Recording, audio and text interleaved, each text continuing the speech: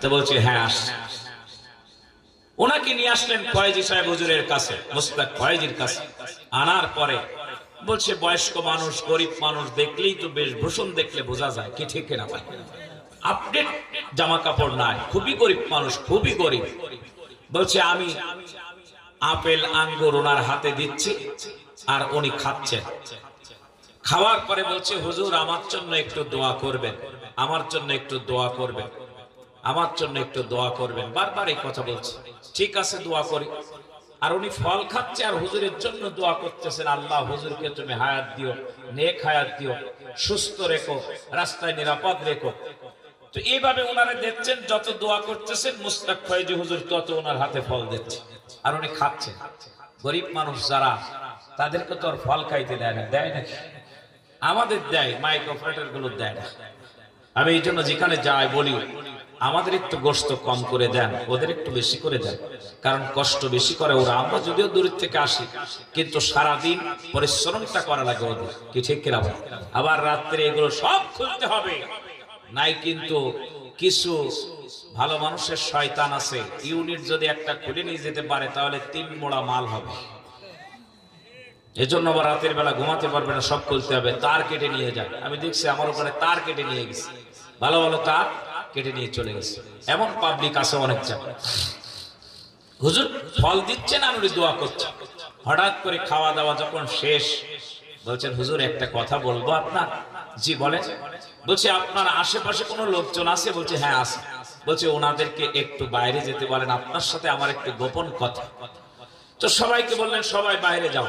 বলছে হুজুর সবাই কি চলে গেছে? বলছে গেছে, আপনি এবার বলেন।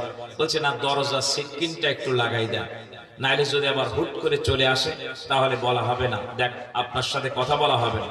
তো মুস্তাক ফয়েজি হুজুর নিজে যে সিটকানিটা লাগাই দিন। বলছে এবার সিটকানি লাগাই দিছি, কেউ না, আপনি বলেন। তো বলছে এবার জামাটা উঁচু করছে, জামার ময়লা যুক্ত জামা, অত্যন্ত নরমাল জামা, কম দামি জামা, জামাটা উঁচু করতেছে। উঁচু করতে করতে চিন্তা করলেন কি দেখাবে আল্লাহ জানে। ভিতরের গেঞ্জি পলিস্টারের গেঞ্জি। বলছে গেঞ্জিটা উঁচু করে যখন পিঠটা দেখিয়েছে, বলছে পিঠের ভিতরে দেখলাম ওই যে গরুরে মারে, গরুরে মারে যে লাঠি, আপনাদের দিকে একটা লাঠি বলে, ওর একটা নাম আছে, নড়ি বলে, আমাদের দিকে বলে পাঁচুনি। মানে কায়দা মতো পেটানো হয়, আলাদা ভাবে তৈরি করা হয়। বলছি এইটা দিয়ে এত পরিমাণে মারি তার পিঠের পরে। বয়স্ক মানুষ, 80-85 বছর বয়স হয়ে গিয়েছে, তারও বেশি হবে। বলছে অনেকগুলো তার পিঠে দাগ। বলছে হুজুর একটু হাত বোলান। বলছে হাত বোলাচ্ছি আর মনে হচ্ছে যেন আমি টিনের চালে হাত বোলাচ্ছি, এত পরিমাণে দাগ হয়ে গেছে। হুজুর ডাক দিয়ে বলেন, কে আপনার শরীরের ভিতরে মেরেছে? এত কঠিন ভাবে কি মারলো?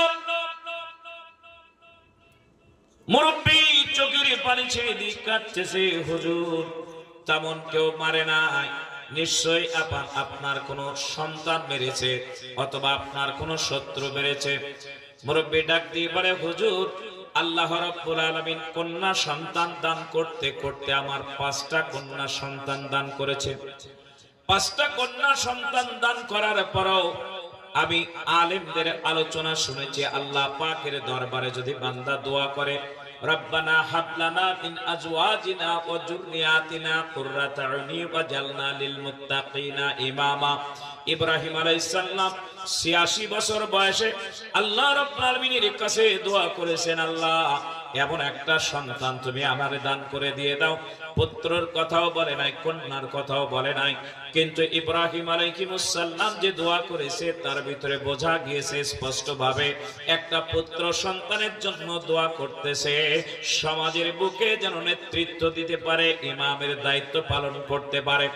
হুজুর আমি আল্লাহ পাকের দরবারে দোয়া করলাম, রব্বুল আলামিন 86 বছর বয়সে যদি আল্লাহ পাক এত কথা বলছেন, সমস্যা সমস্যা হ্যাঁ হ্যাঁ দেখা যাচ্ছে না?